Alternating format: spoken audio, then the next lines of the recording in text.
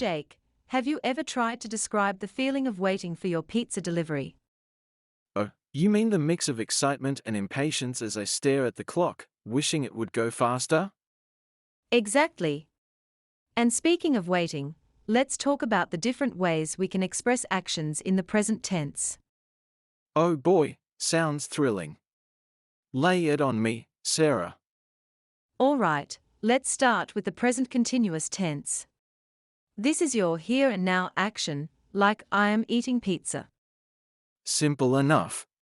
So, that's just talking about what's happening at this moment? Precisely. You're catching on faster than a cat chasing a laser pointer. Now, on to the present perfect tense. This is where things get interesting. Interesting how? Picture this: I have eaten pizza. It's like saying you've completed an action in the past, but it's still relevant to the present. Ah, got it. So, it's like talking about past experiences that still matter now? Bingo. You're as sharp as a pizza cutter, Jake. Now, let's add a twist with the present perfect continuous tense. That sounds fancy. What's the deal with that one?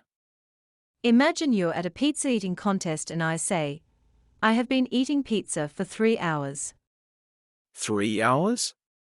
That's a lot of pizza. Hey, don't judge me. But yes, the present perfect continuous tense is all about actions that started in the past and are still ongoing, or have just stopped, like my epic pizza eating marathon.